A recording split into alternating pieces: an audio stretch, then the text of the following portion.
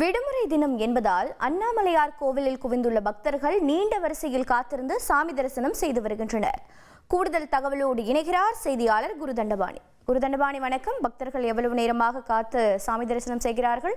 அவர்களுக்காக செய்யப்பட்டிருக்கக்கூடிய சிறப்பு ஏற்பாடுகள் என்னென்ன? பஞ்சபூத தலங்களில் அக்னி தலமாகவும் நினைத்தாலே முக்தி தரும் திருத்தலமாக விளங்கும் திருவண்ணாமலை அண்ணாமலையார் கோவிலில் இன்று ஞாயிறு வார விடுமுறை என்பதனால் அதிகாலை முதலே பல்லாயிரம் கணக்கான வெளிமாநில பக்தர்கள் மற்றும் வெளிமாவட்ட பக்தர்கள் சுமார் 2 கிலோமீட்டர் தூரம் நீண்ட வரிசையில் காத்திருந்து சாமி தரிசனம் மேற்கொண்டு வருகிறார்கள்.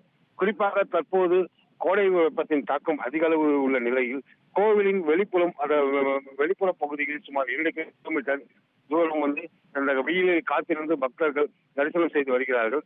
குறிப்பாக இது போன்ற கடுமையான வெயில் நிலவும் நேரத்தில் திருக்கோவில் நிர்வாகம் உரிய பந்தல்களை அமைத்து பக்தர்களை அதன் வழியாக சாமி தரிசனம் செய்ய வேண்டும் என்பது பக்தர்களின் கோரிக்கையாக உள்ளது. இன்று அதிகாலையில் நடை திறக்கப்பட்டு காலை முதலே ஆயிரக்கணக்கான வெளிமாநில பக்தர்கள் மற்றும் வெளிமாநில பக்தர்கள் அண்ணாமலையார் கோவிலில் சுமார் 3 மணி நேரத்துக்கும் மேலாக காத்திருந்து சாமி தரிசனம் செய்து வருகிறார்கள் என்பது குறிப்பிடத்தக்கது. தகவல்களுக்கு நன்றி குருதண்டபாணி. ட்ரெண்ட ஃப்ரெண்ட் ஆக்கிக்கோங்க. 2.5 கோடிக்கும் அதிகமான தந்தி டிவியின் சப்ஸ்கிரைபர்ஸ் அண்ட் ஃபாலோவர்ஸ் குடும்பத்துல நீங்களும் இணையுங்க.